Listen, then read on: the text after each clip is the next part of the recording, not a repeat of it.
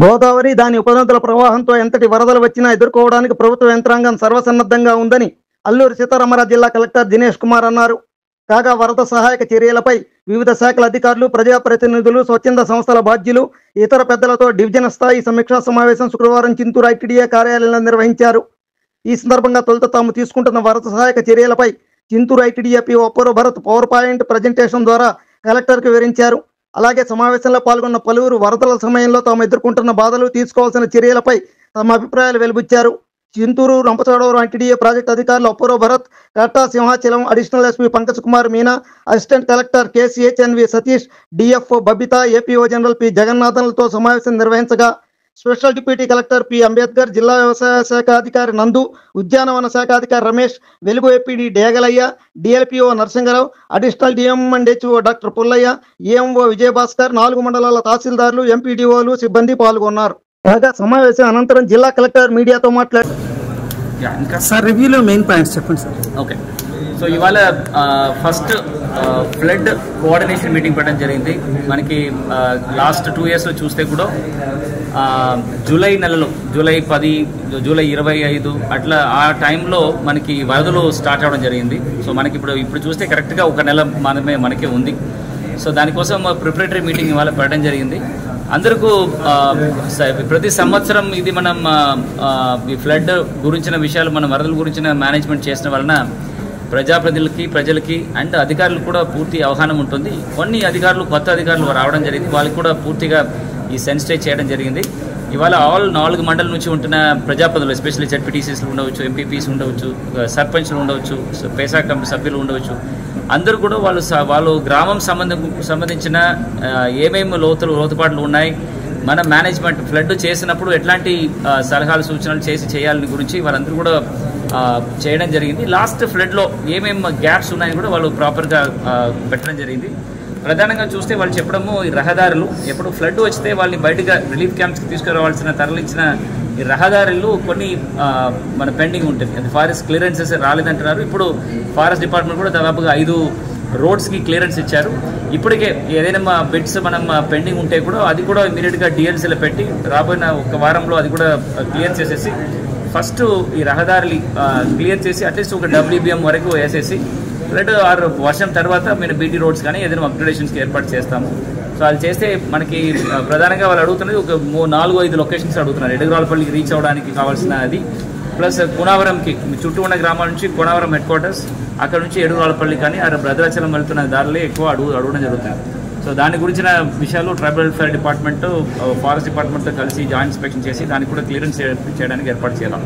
Plus త్రాగునీళ్ళు సమస్యలు మనం దాదాపుగా 80 రిలీఫ్ సెంటర్ పెట్టడం జరుగుతుంది. దాదాపుగా ఒక రిలీఫ్లో బాధితులై దాదాపుగా ఒక 38,000 మంది ఉంటారు. వాళ్ళందరికీ కూడా ఒక 120 డిఫరెంట్ రిలీఫ్ సెంటర్స్ పెట్టడం జరుగుతుంది. ఆ రిలీఫ్ సెంటర్స్లో కావాల్సిన సదుపాయాలు, అక్కడ సోలార్ లైట్స్ కానీ, త్రాగునీళ్ళు కానీ, శానిటేషన్స్, టాయిలెట్స్ కానీ ఏర్పాటు చేయమని వాళ్ళు అందరూ కూడా కోరిక పెట్టడం జరిగింది.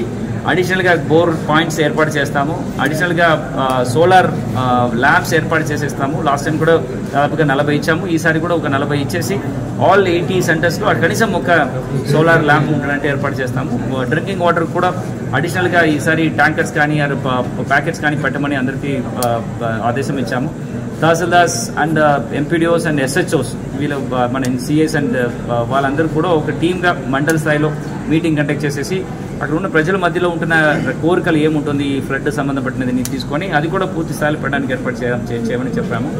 కొన్ని ఫ్లడ్ వచ్చినప్పుడు ఈ ట్రాన్స్పోర్టేషన్ చేసినప్పుడు వాళ్ళకున్న మెటీరియల్స్ ఒక చోటు నుంచి రిలీఫ్ సెంటర్కి ట్రాన్స్పోర్టేషన్లో ప్రతి చోట్ల కూడా చాలామంది దానికి ఖర్చు పెట్టి నష్టపోతున్నారని కూడా లాస్ట్ ఫ్లడ్లో అందరూ చెప్పారు. ఈసారి కనీసం వాళ్ళకి కావాల్సిన ఫ్యూయల్ వరకు, ఈ ట్రాక్టర్స్కి కావాల్సిన ఫ్యూయల్స్ కానీ అది తరలించి తీసుకోవడానికి ఉన్న ఖర్చులు ఒక భాగం ఖచ్చితంగా ప్రభుత్వం నుంచి ఖర్చు పెడతామని కూడా ఇవాళ ప్లాన్ చేయడం జరిగింది.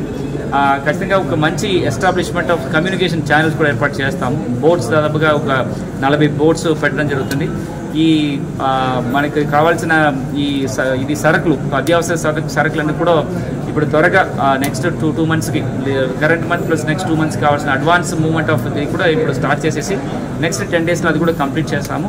అడిషనల్గా ఒక 10 స్టాక్ పాయింట్స్ కూడా పెడుతున్నాము. గతంలో మనం పెట్టిన ఒక 40 స్టాక్ పాయింట్స్ కాకుండా అడిషనల్గా ఇంకా ప్రజలకు దగ్గర ఉంటున్న లొకేషన్స్లో స్టాక్ పాయింట్ పెట్టేసి కూడుమైన వరకు ఈ ట్రాన్స్పోర్టేషన్ అంటే బోట్లో తరలించిన పరిస్థితి లేకుండా రోడ్డు మార్గంగా ఈ కావాల్సిన ప్రతి ఒక్క అత్యవసర సరుకులన్నీ మూవ్ చేయడానికి ఏర్పాటు చేస్తాము. ఎస్పెషల్లీ పిల్లలు and 0 to 5 years anganwadis and schools move చేసిన పరిస్థితిలో వాళ్ళకి టెంపరీగా షెల్టర్లోనే ఒక టెంపరీ అంగన్వాడీలు టెంపరీ స్కూల్ లైక్ ఎన్విరాన్మెంట్ ఏర్పాటు చేయడానికి వాళ్ళు ప్లాన్ చేయడం జరిగింది. అది కూడా మ్యాక్సిమం పాయింట్స్లో పెట్టేసి పిల్లలకి ఈ 2 months ఆఫ్ గ్యాప్ రాకుండా వాళ్ళకి ఏదో ఒక టచ్లో ఉండడానికి ఏర్పాటు చేస్తాము. అండ్ మనకి లాస్ట్ టైం కొన్ని చోట్ల వాళ్ళకి వరదలకి ఉంటున్న రిలీఫ్ రాలేదని కూడా వాళ్ళు చెప్పడం జరిగింది. మనకి ఎవరెవరికి బాధితులుగా మన అఫెక్టెడ్ ఫ్యామిలీస్గా ఉంటున్న నామ్స్ ప్రకారం ఉన్నారో వాళ్ళందరినీ గుర్తించాం. ఇన్ఫ్యాక్ట్ ఎక్కడైనా ఒక డౌట్ బెనిఫిట్ ఆఫ్ డౌట్ అన్ని కూడా ప్రజలకు ఇచ్చేసి మ్యాక్సిమం అందరినీ చేయడం జరిగింది. ఈసారి కూడా మెరిట్ ప్రకారమే చేస్తాం. ఎందుకంటే బాధితులు ఏదైనా ఒక బాధితులు ఉన్నప్పుడు వాళ్ళకి మనం ఏదైనా రిలీఫ్ ఇచ్చినప్పుడు బాధితులు లేని వాళ్ళకి ఇచ్చేస్తే వాళ్ళు బాధపడతారు. దానివల్ల అది మాత్రం మనం చాలా నామ్ ప్రకారం చేస్తాం, బట్ లిబరల్గా చేస్తాం. సో ఏదైనా అటు ఇటు ఉంటే benefit of doubt will give to the affected ఫ్యామిలీస్ని దీని ద్వారా చెప్తాను. సో ఇది కాకుండా ఈ R&R కాలనీలో కంప్లీట్ చేసేసి క్విక్గా వాళ్ళని తరలించిన కూడా కొన్ని కోరికలు వచ్చింది. ఇప్పుడే టెండర్కి వెళ్ళాము. అది కూడా ఏజెన్సీస్ ఫైనల్ చేసిన తర్వాత అట్లీస్ట్ వచ్చిన వరదలకి నెక్స్ట్ వరదలకు ముందు ఇక్కడ ఉంటున్న కాలనీస్ అందరికీ కూడా కంప్లీట్ చేసేసి వాళ్ళకు ఉంటున్న ఈ R&R కాలనీస్కి వాళ్ళని తరలించడానికి ఖచ్చితంగా ప్రయత్నం చేస్తామని దీని ద్వారా చేస్తాము. అండ్ గవర్నమెంట్ ఈ సందర్భంలో ప్రజలకు అందుబాటులో ఉండాలి. ప్రజలకు కావాల్సిన విషయాలు సదుపాయాలన్నీ కూడా అడిషనల్ ఖర్చు అయినా కూడా పర్లేదు వాళ్ళకి అందుబాటులో ఉండి చేయమని ముఖ్యమంత్రి గారు చెప్పడం జరుగుతున్న వలన ఖచ్చితంగా ఈ ఫ్లడ్ కూడా సమర్థవంతంగా అందరూ సహకారంతో ఖచ్చితంగా అధిగమించాలి. సార్ ఫ్లడ్ టైంలో అండి ఎనీ నెట్వర్క్ టవర్ మెయింటెనెన్స్ సరిగ్గా ఉండకపోవడం మనకి కమ్యూనికేషన్ ప్రాబ్లం ఉంటుంది సార్ ప్రతి ఇయర్. ఓకే. సో ఒకసారి టీఎస్పీస్తో మాట్లాడతాము. గతంలో ఇప్పుడు లాస్ట్ టైం ముఖ్యమంత్రి గారు అక్కడ తిత్లీ సైకిల్ ఉన్నప్పుడు ఎనీ టవర్ ఉంటే కూడా అదన్నీ కూడా ఇప్పుడు సపోజ్ జియో టవర్స్ అక్కడ అందుబాటులో ఉంటే బిఎస్ఎన్ఎల్ అండ్ ఎయిర్టెల్ వాళ్ళకు కూడా ఆ టవర్ వాడుకోవడానికి ఒక అరేంజ్మెంట్ చేశారు. సో ఈ 2 నెలలకి మనం రాయవచ్చు, డిపార్ట్మెంట్ టెలికాన్కి రాసేసి అది చేసేయచ్చు. ఈసారి అది చేస్తాం. సపోజ్ ఇప్పుడు మనం పెట్టిన 40 బోట్లు లేని నేపథ్యంలో మిగిలిన బోట్ వలస కూడా మాట్లాడతాము. సో అట్లాంటి ట్రాన్స్పోర్టేషన్ చేస్తే వాళ్ళు ట్రాన్స్పోర్ట్ చేసి దానికి ఉన్న ఖర్చులు మన దగ్గర నుంచి రీంబర్స్ చేయమని వాళ్ళు కూడా చెప్పడం చేస్తాం. సార్ మలేరియా కొంచెం మళ్ళీ చింతూరులో పెరుగుతుంది సార్. చింతూరు టౌన్లో డ్రైనేజీలు క్లీన్ చేయకపోవడం వల్ల కనీసం ఒక లైటింగ్ ఫెయిల్ అయిన తర్వాత సాయంత్రం 2 నిమిషాలు నిలబడలేము సార్. రోడ్డు మీద అలా నిలబడితే ఒక 1000 దోమల నుంచి పైన వాడుతుంది. అలాంటి పరిస్థితి ఉంది సార్. గ్రామ పంచాయతీ శానిటేషన్ సార్ మరొకసారి జాగ్రత్తగా తీసుకుంటాము. ఒక డ్రైవ్ తీసుకోండి. ఓకే, ఒక డ్రైవ్ తీసుకొని ఆల్ డ్రైనేజెస్ క్లీన్ చేసి పెట్టేసారు. ఇప్పుడు వర్షాకాలంలో మనకి ఫుల్ అయిపోతే కూడా ఇబ్బంది అవుతుంది. వీళ్ళు ఒక డ్రైవ్ చేస్తాం. ఇంకొక పాయింట్ సార్, ఇప్పుడు ముంపు గ్రామాల్లో బఫర్ స్టాక్ పెడుతున్నారు సార్. పోయినసారి వరదలకు ముందు పెట్టారు. 22లో కూడా వరదలకు బఫర్ చాలా చోట్ల బఫర్ స్టాక్ మునిగిపోయింది సార్. మునిగి ఎందుకు పనికి రాకుండా పోయింది అంటే మా చిన్న సజెషన్ ఏంటంటే జూలై, ఆగస్టు, సెప్టెంబర్ 3 నెలలకు సరిపోయింది. వాళ్ళకి ఇవ్వాల్సిన రైస్ మీద ముందుగానే డిస్ట్రిబ్యూట్ చేసేస్తే ఇప్పుడే వరదల టైంలో ట్రాన్స్పోర్టేషన్ పడవల మీద తీసుకెళ్తాం, అక్కడ నుంచి లాంచ్ మీద అంతా రిస్క్గా సార్. ముందే ఇచ్చేస్తే వాళ్ళు కొంత సేఫ్ ప్లేస్లో ఉంటారు. అంటే మనం అడ్వాన్స్ స్టాక్ ఇప్పుడు మూవ్ చేస్తాం.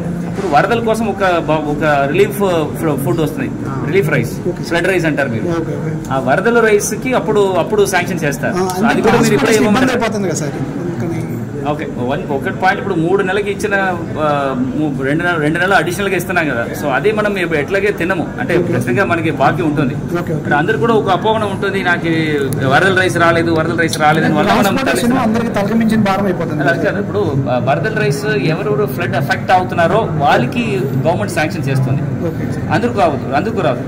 సో దాని వలన మనం ఎక్కడ ఎఫెక్ట్ అవుతున్నారని చూసి మూవ్ చేయడం జరుగుతుంది. బట్ ఈసారి వీల్ సీ దట్ ఎనీవే వాళ్ళకి ఆల్రెడీ స్టాక్స్ ఉంటాయి. వాళ్ళు 10-20 రోజులకి అది సరిపోయింది, మోర్ దెన్ ఇనఫ్. సపోజ్ వరదలు అయిన తర్వాత ఈ రిలీఫ్ రైస్ తర్వాత ఇస్తామా ఇది కూడా ఇవాళ ఆలోచన చేస్తాము. ఇప్పుడు ప్రజలు ఒప్పుకుంటే వరదలు బయటకు వెళ్ళిన తర్వాత ట్రాక్టర్తో వాళ్ళకి ఇంటింటికి పంపించవచ్చు. ఓకే, సో ఎవరికి విట్టుకోకుండా ఎవరెవరికి డబ్బులు వస్తుందో అందరికి కూడా వరదల రైస్ కూడా సబ్సిక్వెంట్ టు వరదల తర్వాత అప్పుడు మనం డిస్ట్రిబ్యూట్ చేస్తే మీరు చెప్పిన డ్యామేజెస్ అవ్వకుండా చూడవచ్చు. ఒకసారి ఆలోచన చేయాలి. 15 ఫైనాన్స్ కమిషన్ ఫండ్ నుంచి వాళ్ళు ఏమేమి ఖర్చు పెట్టాల్సి ఉంటుందో అది ఎందుకు పెట్టలేదు, అది ఎట్లా పెట్టాలని ఒకసారి చేస్తాము. ఇప్పుడు మీరు మండల్ సమావేశం జరుగుతుంది మరొకసారి, అప్పుడు అది ఇష్యూస్ రైజ్ చేయమని చెప్పండి. ఆ కాపీ నాకు కూడా మార్క్స్ చేస్తే నేను కూడా ఫాలో చేస్తాను. ఇరిగేషన్ వాళ్ళతో కూడా సమావేశం పెట్టుకొని ఖచ్చితంగా ఇంకొక వారంలో ఐ కమ్ బ్యాక్. ఒకసారి వచ్చేసి ప్రజలు కూడా దాని గురించి అవగాహన ఇస్తాం. వెలది న్యూస్ ఛానల్ అందరూ చూడండి, లైక్ చేయండి, షేర్ చేయండి, సబ్స్క్రైబ్ చేయడం మర్చిపోకండి.